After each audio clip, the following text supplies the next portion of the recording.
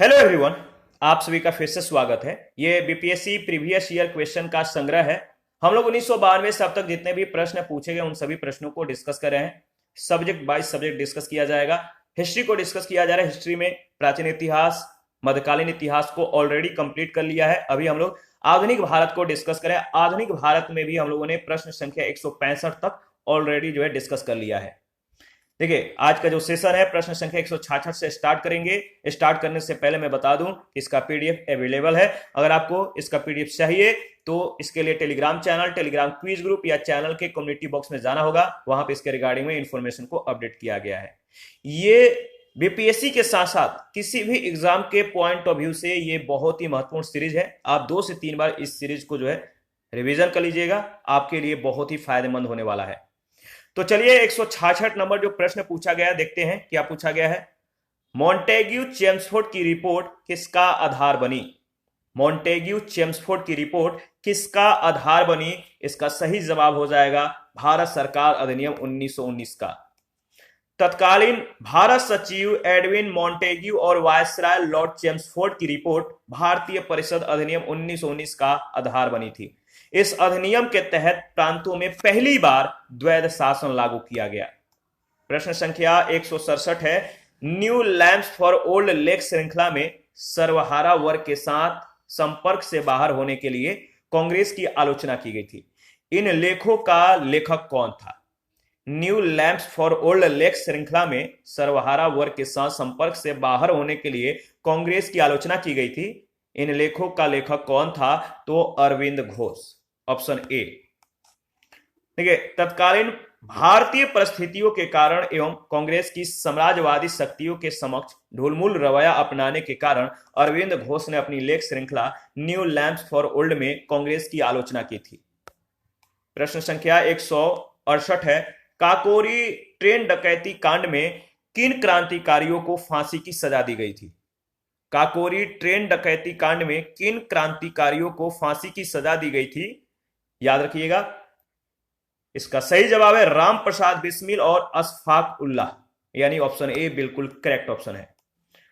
अक्टूबर 1924 में सचिंद्र सान्याल, राम प्रसाद बिस्मिल और चंद्रशेखर आजाद ने कानपुर में क्रांतिकारी संस्था हिंदुस्तान रिपब्लिकन एसोसिएशन की स्थापना की और इस संस्था के द्वारा 9 अगस्त 1925 को उत्तर रेलवे के लखनऊ सहारनपुर संभाग के, याद रखिएगा, उत्तर रेलवे के सहारनपुर संभाग के जो काकोरी नामक जो ये ट्रेन था, लखनऊ सहारनपुर संभाग के काकोरी नामक स्थान पर 8 down Saharanpur Lucknow passenger train, इस पर जो है डकैती डाली गई। डकैती डालकर जो है सरकारी खजाना को लूट लिया गया। यह घटना काकोरी कांड के नाम से प्रसिद्ध हुई और इस कांड में 29 क्रांतिकारियों को गिरफ्तार किया गया था, जिसमें राम प्रसाद बिस्मिल, अशफाक उल्लाह, रोशन लाल और राजेंद्र लाहिड़ी को फांसी की सजा हुई, जबकि चंद्रशेखर आजाद फरार हो गए, भाग गए थे। 169 है। हिंदुस्तान सोशलिस्ट रिपब्लिकन आर्मी के संस्थापक नेताओं में एक कौन थे? 4 ऑप्शन है। इसमें आपको बताना है कि हिंदुस्तान सोशलिस्ट रिपब्लिकन आर्मी के संस्थापक नेताओं में से एक थे जिनका नाम था भगत सिंह, बी ऑप्शन। काकोरी कांड के बाद पुलिस के द्वारा चलाए गए दमन चक्र के फलस्वरूप हिंदुस्तान रिपब्लिकन एसोसिएशन का अस्तित्व कुछ समय के लिए समाप्त हो गया, किंतु बाद में विजय कुमार सिंह, शिव वर्मा, जयदेव कपूर, भगत सिंह, भगवती चरण बोहरा और सुखदेव ने चंद्रशेखर आजाद के नेतृत्व में HRA को, यानी हिंदुस्तान रिपब्लिकन एसोसिएशन को पुनः संगठित करने का कार्य शुरू किया। सितंबर 1928 में अगर बात करें तो याद रखिएगा, सितंबर 1928 में फिरोज शाह कोटला मैदान यानी दिल्ली में चंद्रशेखर आजाद के नेतृत्व में एक बैठक हुई, जिसमें हिंदुस्तान रिपब्लिकन एसोसिएशन का नाम बदलकर हिंदुस्तान सोशलिस्ट रिपब्लिकन एसोसिएशन जो है रखा गया। याद रखिएगा। प्रश्न संख्या 170 है। निम्नलिखित में आपको बताना है कि निम्नलिखित पंक्तियों को किसने लिखा है। निम्नलिखित पंक्तियां हैं जो दिया गया है, बताना है कि ये पंक्तियां किसने लिखा है। पंक्ति क्या है? सरफरोशी की तमन्ना अब हमारे दिल में है, सरफरोशी की तमन्ना अब हमारे दिल में है, देखना है जोर कितना बाजू ए कातिल में है। ये जो लेख लिखा है, ये जो पंक्ति है, किसने लिखा? इसका सही जवाब हो जाएगा ऑप्शन ए, बिस्मिल ने। तो देखिए, गजल की पंक्तियां शायर बिस्मिल अजीमाबादी की है। ये जो शायर है किसकी लिखी हुई है? तो बिस्मिल अजीमाबादी की। बिस्मिल अजीमाबादी का वास्तविक नाम सैयद शाह मोहम्मद हसन था। 1901 में पटना से 30 किलोमीटर दूर हरदास बिनाहा गांव में ये पैदा हुए थे। यह गजल उर्दू में लिखी गई थी और 1922 में काजी अब्दुल गफ्फार की पत्रिका सबा में ये छपी थी। किसमें? सबा में। 171 है, प्रसिद्ध गीत सरफरोशी की तमन्ना अब हमारे दिल में है कि रचयिता कौन है?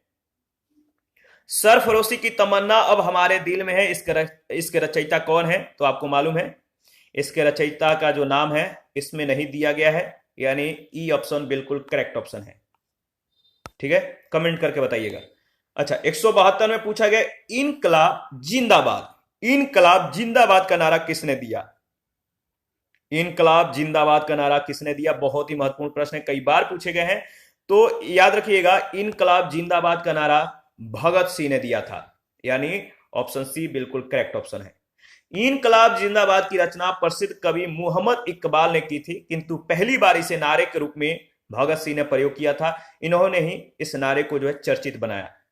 173 नंबर है, भगत सिंह, राजगुरु और सुखदेव को कब फांसी दी गई थी? भगत सिंह, राजगुरु और सुखदेव को कब फांसी की सजा दी गई थी? यह प्रश्न भी बहुत बार पूछे गए हैं, इसको ध्यान में रखना है।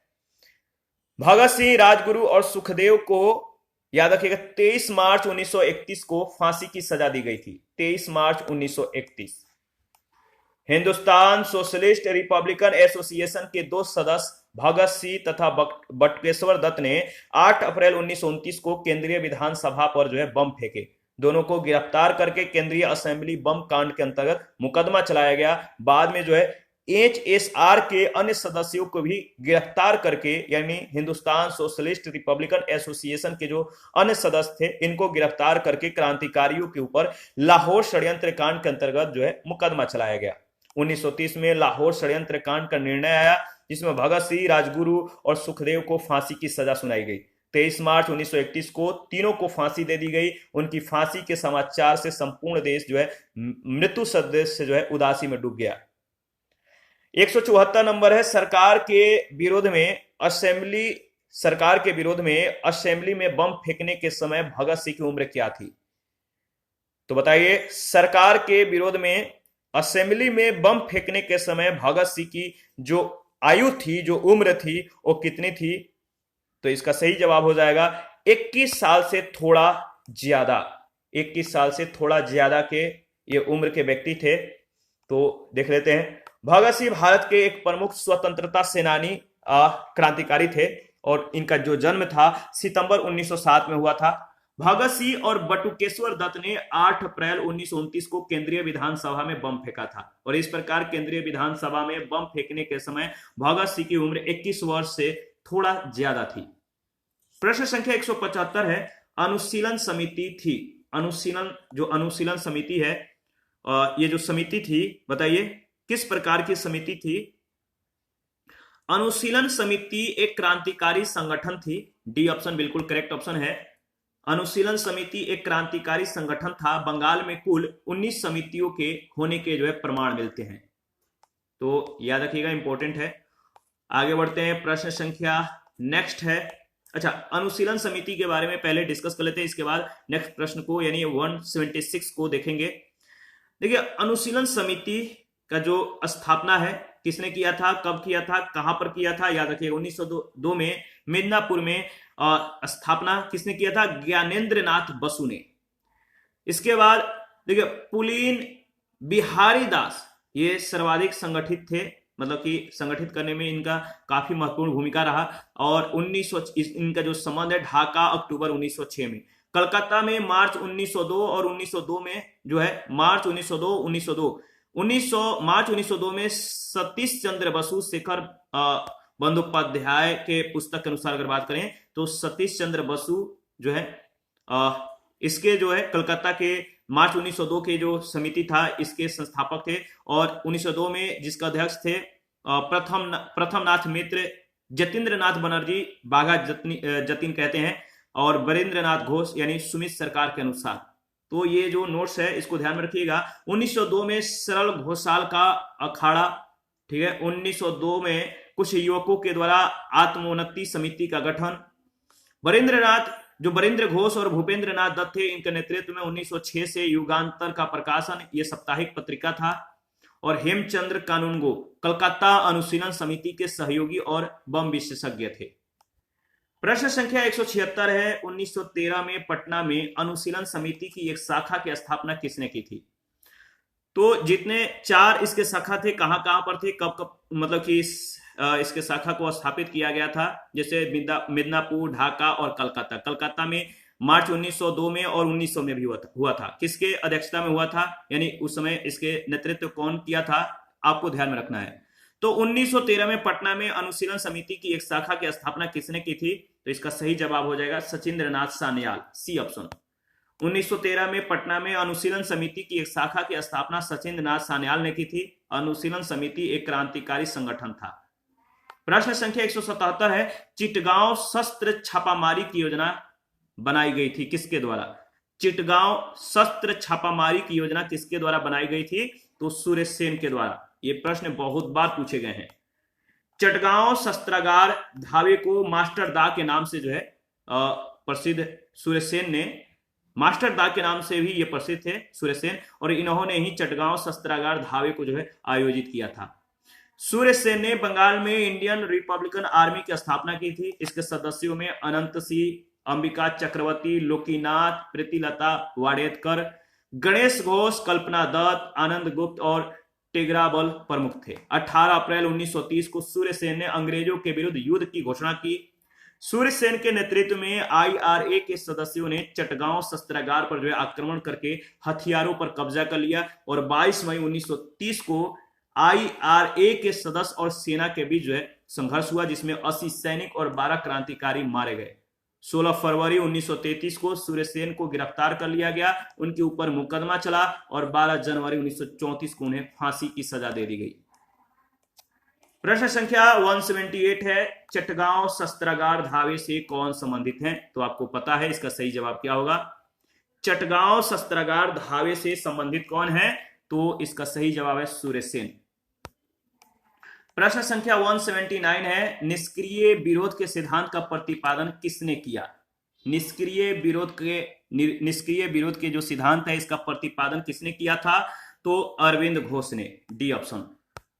निष्क्रिय विरोध के सिद्धांत का प्रतिपादन अरविंद घोष ने अपनी पुस्तक वंदे मातरम में किया है। उनका मानना था कि अंग्रेजों को भारत अविलंब छोड़ देना चाहिए, भारत को जो है अंग्रेज जल्द से जल्द छोड़ दें। जब तक अंग्रेज ऐसा नहीं करते तब तक उनके विरोध का जो है षड्यंत्र या विरोध प्रदर्शन करते रहना चाहिए।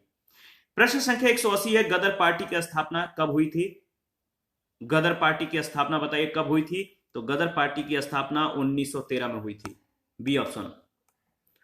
1913 में सोहन सिंह भाकना के नेतृत्व में पोर्टलैंड में Hindustan association of the Pacific coast नामक संस्था की स्थापना की गई। इस संस्था ने गदर नामक एक अखबार निकाला, जिसे इस संस्था का नाम भी गदर पार्टी पड़ गया। लाला हरदयाल इस संस्था के मनीषी पथ प्रदर्शक थे।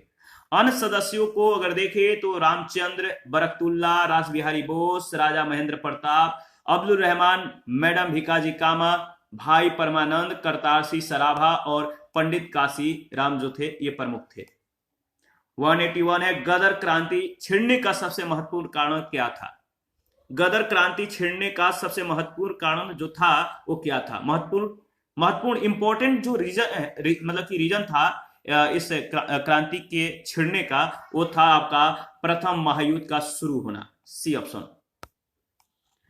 स्वदेशी आंदोलन के निष्क्रिय होने से भारतीय राष्ट्रवाद के प्रहरी भी निष्क्रिय हो गए थे। 1914 में अचानक छिड़े प्रथम विश्व युद्ध ने भारतीय राष्ट्रीयता के प्रहरियों को झकझोर के रख दिया, उन्हें उद्वेलित किया। उस समय यह धारणा प्रचलित थी कि ब्रिटेन पर किसी भी तरह का संकट भारत के हित में है, ठीक है, और उनके लिए एक मौका है, और इस मौके का कई जगहों पर कई तरह से जो है फायदा उठाया गया। उत्तरी अमेरिका में गदर क्रांतिकारियों और भारत में लोकमान्य तिलक, एनी बेसेंट और उनके स्वदेशी संगठनों ने इस मौके का जो है लाभ उठाया। गदर क्रांतिकारियों ने सशस्त्र संघर्ष के माध्यम से अंग्रेजी हुकूमत को उखाड़ फेंकने का प्रयास किया, याद रखिएगा। इसके बाद प्रश्न संख्या 182 है, यानी 182 नंबर में जो पूछा गया है कि गदर पार्टी की स्थापना कहां पर हुई थी, आपको बताना है। बहुत ही महत्वपूर्ण प्रश्न, कई बार पूछे गए हैं और सिंपल सा ये प्रश्न है। गदर पार्टी की स्थापना कहां पर हुई थी? तो याद रखिएगा संयुक्त राज्य अमेरिका में। गदर पार्टी की स्थापना 1913 को अमेरिका में किया गया था। इसका मुख्यालय सैन फ्रांसिस्को अमेरिका में स्थित था। इसे अमेरिका एवं कनाडा में रह रहे भारतीयों के सहयोग से गठित किया गया था। प्रश्न संख्या 183 है, किसने कहा था स्वराज मेरा जन्मसिद्ध अधिकार है और मैं इसे लेकर रहूंगा? किसने कहा था स्वराज मेरा जन्मसिद्ध अधिकार है और मैं इसे लेकर रहूंगा? इसका सही जवाब हो जाएगा बाल गंगाधर तिलक। 1906 के बाद भारतीय राजनीति में कांग्रेस के भीतर जो है उग्रवादी दल के उदय के साथ देश में क्रांतिकारी उग्रवादी दलों का भी आविर्भाव हुआ, जन्म हुआ। 4 प्रमुख नेताओं बाल गंगाधर तिलक, लाला लाजपत राय, बिपिन चंद्र पाल, अरविंद घोष, इन चारों ने इस आंदोलन का नेतृत्व किया। इन नेताओं ने स्वराज प्राप्ति को अपना लक्ष्य बनाया। तिलक ने नारा दिया स्वराज मेरा जन्मसिद्ध अधिकार है और मैं इसे लेकर रहूंगा। 184 स्वराज मेरा जन्मसिद्ध अधिकार है और मैं इसे लेकर रहूंगा, यह वक्तव्य किससे संबंधित है? यह नारा किसने दिया? स्वराज मेरा जन्मसिद्ध अधिकार है और मैं इसे लेकर रहूंगा, यह नारा बाल गंगाधर तिलक ने दिया था। याद रखिएगा। प्रश्न संख्या 185, देखिए स्वराज आम जनता के लिए होना चाहिए। स्वराज जो है आम जनता के, आम जनमानस के लिए होना चाहिए, केवल वर्गों के लिए नहीं। इसके प्रसिद्ध सूत्र की घोषणा किसने की?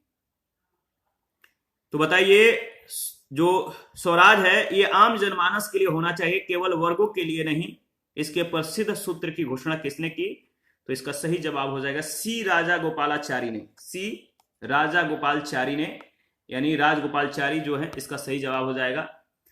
सी राजगोपालाचारी की मान्यता थी कि स्वराज जन सामान्य के लिए होनी चाहिए, न कि केवल कुलीन और अभिजात वर्ग के लिए। 186 इंडिया फॉर इंडियंस किताब किसने लिखी? इंडिया फॉर इंडियंस किताब किसने लिखी? याद रखिएगा, इसका सही जवाब हो जाएगा C R Das. Option A बिल्कुल करेक्ट ऑप्शन है। देखिए, भारतीय स्वतंत्रता आंदोलन के दौरान चर्चित पुस्तक इंडिया फॉर इंडियंस के लेखक चित्तरंजन दास यानी सी आर दास थे। 187 अनहैप्पी इंडिया पुस्तक के लेखक कौन है? अनहैप्पी इंडिया पुस्तक के लेखक कौन है? तो लाला लाजपत राय यानी सी ऑप्शन। देखिए, अनहैप्पी इंडिया पुस्तक के लेखक लाला लाजपत राय हैं। बाल गंगाधर तिलक ने केसरी और मराठा का, एनी बेसेंट ने कॉमनवेल्थ और न्यू इंडिया पत्रों का जो है संपादन किया। 188 है, निम्नलिखित में से किस नेता ने 1906 में कलकत्ता कांग्रेस अधिवेशन की अध्यक्षता की थी? निम्नलिखित में से किस नेता ने 1906 में कलकत्ता कांग्रेस अधिवेशन की अध्यक्षता की थी? इसका सही जवाब क्या हो जाएगा? बहुत ही महत्वपूर्ण प्रश्न है, याद रखिएगा। इसका सही जवाब है दादा भाई नौरोजी, यानी डी ऑप्शन बिल्कुल करेक्ट ऑप्शन है। 1906 के कलकत्ता कांग्रेस अधिवेशन में अध्यक्ष पद को लेकर पार्टी में विभाजन की जो है नौबत आ गई, लेकिन दादा भाई नौरोजी के अध्यक्ष बनने से संभावित विभाजन जो है फिलहाल के लिए टल गया। दादा भाई नौरोजी को लगभग सभी राष्ट्रवादी एक सच्चा देशभक्त मानते थे। राजनीतिक विचारों से दादा भाई जो है पूर्ण राजभक्त थे। वह समझते थे कि भारत में अंग्रेजी राज से बहुत लाभ हुआ है और वह इस साहचर्य के सदा बने रहने में भी अभिरुचि रखते थे। राष्ट्रीय कांग्रेस के कलकत्ता अधिवेशन में ही पहली बार दादा भाई ने स्वराज की मांग की। 189 है, निम्नलिखित में से किसने ऑल इंडिया मुस्लिम लीग की स्थापना की थी? निम्नलिखित में से किसने ऑल इंडिया मुस्लिम लीग की स्थापना की थी? इसका सही जवाब हो जाएगा ऑप्शन डी नवाब सलीमुल्लाह खान। अक्टूबर 1906 में आगा खां के नेतृत्व में मुस्लिमों के शिमला प्रतिनिधि मंडल ने एक ऐसी केंद्रीय मुस्लिम सभा बनाने का विचार किया जिसका उद्देश्य मुसलमानों के हितों का संरक्षण हो। इसी विचारण के अनुरूप ढाका में संपन्न अखिल भारतीय मुस्लिम शिक्षा सम्मेलन के दौरान दिसंबर 1906 में इस सम्मेलन के स्वागत समिति के अध्यक्ष तथा राजनीतिक बैठकों के संयोजक ढाका के नवाब सलीमुल्लाह खान ने अखिल भारतीय मुस्लिम लीग के गठन का प्रस्ताव किया। 56 सदस्यीय अस्थायी समिति का चयन किया गया और मोहसिन उल मुल्क तथा वकार उल मुल्क को संयुक्त रूप से संगठन का सचिव जो है नियुक्त किया गया। याद रखिएगा, लखनऊ में मुस्लिम लीग का मुख्यालय बनाया गया और आगा खां इसके प्रथम अध्यक्ष बनाए गए। इसके बाद प्रश्न संख्या नेक्स्ट जो है देखते हैं।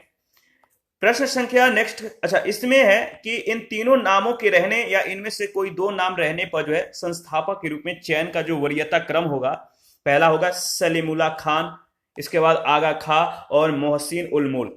तो क्रम को याद रखिएगा। नेक्स्ट है 190 नंबर, प्रश्न संख्या 190। 1906 में मिंटो से शिमला में मिले मुसलमानों के शिष्टमंडल ने प्रार्थना की। तो बताइए, 1906 में मिंटो से मिला शिमला में जो मिले मुसलमान के जो शिष्टमंडल थे, इन शिष्टमंडलों ने क्या प्रार्थना की? तो इनकी जो प्रार्थना थी कि मुसलमानों के लिए पृथक निर्वाचक वर्ग हो, यानी ऑप्शन ए बिल्कुल करेक्ट ऑप्शन है।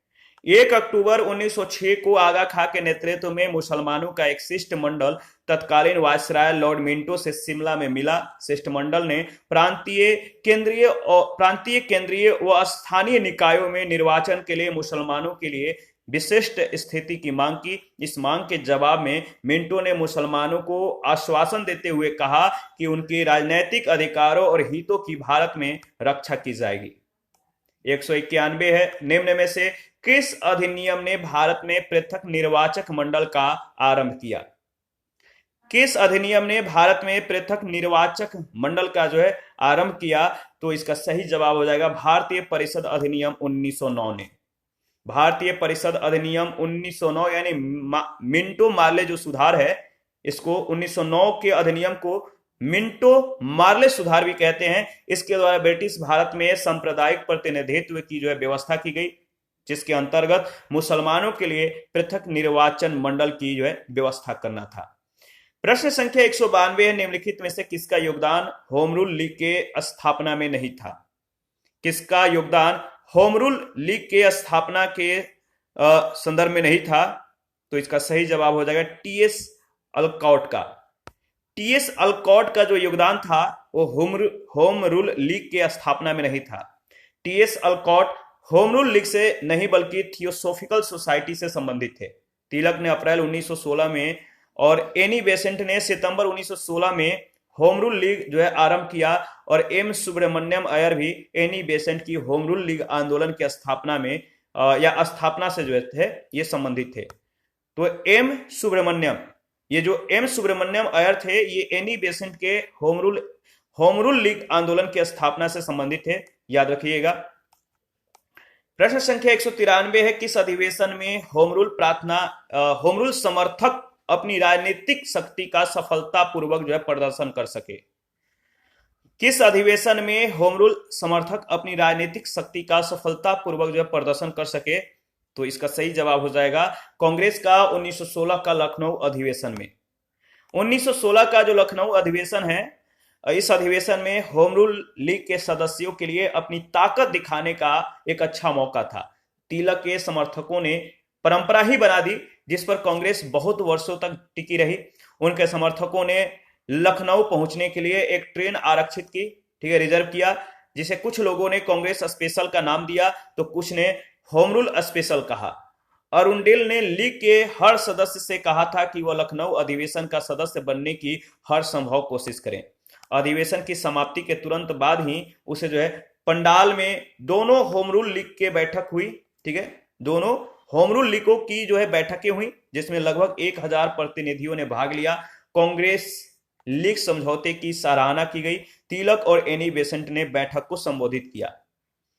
194 है, शिक्षा में सुधार के लिए ब्रिटिश सरकार ने सैडलर विश्वविद्यालय आयोग कब नियुक्त किया? शिक्षा में सुधार के लिए ब्रिटिश सरकार ने सैडलर विश्वविद्यालय आयोग कब नियुक्त किया? याद रखिएगा, इसका सही जवाब हो जाएगा 1917, बी ऑप्शन। आप लोग कमेंट बहुत कम करते हैं, कमेंट किया करिए। सैडलर आयोग शिक्षा से संबंधित था। 1917 में सरकार ने कलकत्ता विश्वविद्यालय की संभावनाओं के अध्ययन और रिपोर्ट के लिए एक आयोग की नियुक्ति किया। डॉक्टर एम ई सैडलर जो लीड्स विश्वविद्यालय के उपकुलपति थे, इसके अध्यक्ष जो है नियुक्त किए गए। इस आयोग का यह विचार था कि यदि विश्वविद्यालय शिक्षा का सुधार करना है तो माध्यमिक शिक्षा का सुधार अवश्य है, ठीक है, आवश्यक है। माध्यमिक शिक्षा का सुधार जो है जरूरी करना चाहिए। और इसने वर्ष 1904 के विश्वविद्यालय अधिनियम की कड़ी निंदा की और यह भी बताया कि इससे कॉलेज तथा विश्वविद्यालय शिक्षा का ठीक ठीक जो है समन्वय नहीं हो सकता है। 195 है, होम रूल आंदोलन भारत के स्वतंत्रता संग्राम के एक नए चरण के आरंभ का घोतक था, क्योंकि होम रूल आंदोलन भारत के स्वतंत्रता संग्राम के एक नए चरण के आरंभ का घोतक था, क्योंकि इसका सही जवाब हो जाए क्योंकि इसने देश के सामने जो है सेल्फ गवर्नमेंट यानी सामने जो है देश के सामने स्वशासन की एक ठोस योजना रखी, यानी ऑप्शन ए। इसके बाद अगर बात करें तो इसके बारे में डिस्कस कर लेते हैं। देखिए, होम रूल आंदोलन के दोनों नेताओं तिलक और एनी बेसेंट की निगाह में स्वराज का अर्थ था लगभग, मतलब स्वराज का जो अर्थ था लगभग एक जैसा था। इन दोनों का स्वराज के संदर्भ में जो दृष्टिकोण था उस सामान्य था। ब्रिटिश साम्राज्य के अंतर्गत स्थानीय, प्रांतीय और केंद्रीय स्तर पर उत्तरदायी शासन और प्रशासन की अधिकाधिक जो है व्यवस्था की जाए, जैसे गोरों के द्वारा शासित डोमिनियन दर्जा प्राप्त अन्य ब्रिटिश उपनिवेशों में मतलब थी यथा कनाडा और ऑस्ट्रेलिया में। तो किस तरह की शासन प्रशासन की अधिक जो है व्यवस्था की जाए, जैसे गोरे के द्वारा जो थे गोरे लोग, इनके द्वारा शासित डोमिनियन दर्जा प्राप्त अन्य ब्रिटिश उपनिवेशों में जैसे कि कनाडा और ऑस्ट्रेलिया में थी, इस तरह से जो है व्यवस्था की जाए इनके जैसा। 196 है, बंगाल विभाजन के प्रत्याघात के रूप में कौन सा आंदोलन शुरू हुआ था? बंगाल विभाजन के प्रत्याघात के संदर्भ में कौन सा आंदोलन शुरू हुआ था? इसका सही जवाब क्या होगा बताइए? इसका सही जवाब है सी ऑप्शन, स्वदेशी आंदोलन। कर्जन ने 20 जुलाई 1905 को बंगाल विभाजन का निर्णय लिया। इसके विरोध में क्या हुआ कि राष्ट्रवादियों के द्वारा आंदोलन की शुरुआत 7 अगस्त 1905 को हुई। कलकत्ता के टाउन हॉल में कृष्ण कुमार मित्र और सुरेंद्र नाथ बनर्जी की अध्यक्षता में एक बैठक संपन्न हुई, जहां स्वदेशी आंदोलन प्रारंभ करने और विदेशी वस्तुओं के बहिष्कार का निर्णय लिया गया। 16 अक्टूबर 1905 को जब बंगाल विभाजन लागू हो गया, उस दिन को शोक दिवस के रूप में मनाने की घोषणा की गई। रविंद्रनाथ टैगोर के सुझाव पर इसे राखी दिवस के रूप में भी मनाया गया। यह दिवस राष्ट्रवादियों के द्वारा बंगाल की अटूट एकता को अटूट समर्थता को जो है प्रदर्शित करने के लिए बनाया गया। और टैगोर के शांति निकेतन के तर्ज पर बंगाल नेशनल कॉलेज की स्थापना की गई। बहुत कम समय में पूरे देश में अनेक राष्ट्रीय विश्वविद्यालयों की स्थापना हो गई। अगस्त 1906 में राष्ट्रीय शिक्षा परिषद का गठन हुआ। स्वदेशी आंदोलन में आत्मनिर्भरता, आत्मशक्ति का नारा दिया गया। स्वावलंबन और आत्मनिर्भरता का प्रश्न जो है याद रखिए राष्ट्रीय स्वाभिमान, आदर और आत्मविश्वास के साथ जुड़ा था। कांग्रेस ने भी अपने कलकत्ता अधिवेशन में स्वदेशी आंदोलन, बहिष्कार आंदोलन, राष्ट्रीय शिक्षा और स्वशासन से संबंध 4 प्रस्ताव पारित किए गए। स्पष्ट है कि बंगाल विभाजन के विरोध में राष्ट्रवादियों ने स्वदेशी, बहिष्कार, राष्ट्रीय शिक्षा और स्वशासन जैसे आंदोलन चलाए। 1920 के नागपुर अधिवेशन में सीआर दास ने गांधी जी के जो है असहयोग प्रस्ताव को पेश किया। 197 है, नोआखाली काल में महात्मा गांधी के सचिव कौन थे? नोआखाली काल में महात्मा गांधी के जो सचिव थे वो थे प्यारेलाल। नोआखाली काल में प्यारेलाल महात्मा गांधी के सचिव थे। उनकी बहन डॉक्टर सुशीला नैयर गांधी जी की व्यक्तिगत चिकित्सक थी। प्यारेलाल ने गांधी जी के दांडी मार्च में भी जो है महत्वपूर्ण भूमिका अदा की थी। इसके बाद आगे बढ़ते हैं। प्रश्न संख्या 198, निम्न में से महात्मा गांधी का भारत में पहला सत्याग्रह कौन सा था? तो 4 ऑप्शन है, आप बताइए कि महात्मा गांधी का पहला सत्याग्रह कौन था? तो याद रखिएगा चंपारण सत्याग्रह, सी ऑप्शन। दक्षिण अफ्रीका से 1915 में लौटने के बाद गांधी जी ने भारत में अपना प्रथम सफल सत्याग्रह बिहार के चंपारण जिले में 1917 में किया। चंपारण के किसान राजकुमार शुक्ल ने गांधी जी से जो है लखनऊ में भेंट की और उसने चंपारण आने का उन्हें जो है न्योता दिया। 19वीं सदी के आरंभ में गोरे बागान मालिकों ने चंपारण के किसानों से एक अनुबंध, एक बॉन्ड के आधार पर यह निश्चित कर दिया था कि उन्हें अपनी जमीन के 3/20 भूभाग पर नील की खेती करना जरूरी है, जिसे 3 कट्ठिया पद्धति भी कहा जाता है। गोरे बागान मालिकों ने किसानों की मजबूरी का फायदा उठाकर उन्हें अनुबंध से मुक्त करने के लिए लगान और अन्य गैर कानूनी जो है करों की दर मनमाने ढंग से बढ़ा दी। किसानों के इसी उत्पीड़न के विरोध में जो गांधी जी ने चंपारण सत्याग्रह जो प्रारंभ किया था। 199 है, निम्न में से किस कॉलेज में गांधी जी ने पढ़ाई की थी? किस कॉलेज में गांधी जी ने पढ़ाई की थी? इसका सही जवाब हो जाएगा, बताइए, श्यामलाल दास कॉलेज, भावनगर। ठीक है। महात्मा गांधी भारत के स्वतंत्रता आंदोलन के एक प्रमुख नेता थे। इनकी प्रारंभिक शिक्षा पोरबंदर में संपन्न हुई। इन्होंने हाई स्कूल की शिक्षा राजकोट स्थित अल्फ्रेड हाई स्कूल से प्राप्त की थी। इसके उपरांत उन्होंने भावनगर स्थित श्यामलाल दास आर्ट कॉलेज में जो है अपना नामांकन करवाया। इसके उपरांत इन्होंने यूनिवर्सिटी कॉलेज लंदन से जो है लॉ की पढ़ाई पूरी की। प्रश्न संख्या 200, निम्न में से कौन सा भारत में गांधी जी का प्रथम सत्याग्रह आंदोलन था जिसमें उन्होंने सविनय अवज्ञा का प्रयोग किया? निम्न में से भारत में गांधी जी का वह प्रथम सत्याग्रह आंदोलन कौन सा था जिसमें उन्होंने सविनय अवज्ञा का प्रयोग किया था? तो इसका सही जवाब हो जाएगा चंपारण सत्याग्रह। चंपारण जो आंदोलन था 1917 में भारत में गांधी जी का प्रथम सत्याग्रह आंदोलन था जिसमें उन्होंने सविनय अवज्ञा का जो है प्रयोग किया था। प्रश्न संख्या 201 है, पूछा गया कि किसने यूरोपियन नील बगान मालिकों के द्वारा किसानों के शोषण की तरफ जो है गांधी जी का ध्यान आकर्षित किया? किसने यूरोपियन नील बगान मालिकों के द्वारा किसानों के शोषण की तरफ जो है गांधी जी का ध्यान आकर्षित किया? तो राजकुमार शुक्ल ने यूरोपियन नील बगान मालिकों के द्वारा किसानों के शोषण की तरफ जो है गांधी जी को आकर्षित किया, ध्यान दिलवाया। शुक्ल ने 1916 में लखनऊ कांग्रेस अधिवेशन के दौरान गांधी जी से भेंट की और उन्हें चंपारण के किसानों के शोषण की कहानी सुनाई। गांधी जी को चंपारण आने के लिए जो है उन्होंने आमंत्रित किया। प्रश्न संख्या 202 है, गांधी जी को चंपारण आने का आमंत्रण किसने दिया था? गांधी जी को चंपारण आने का आमंत्रण किसने दिया था? तो सही जवाब हो जाएगा राजकुमार शुक्ल।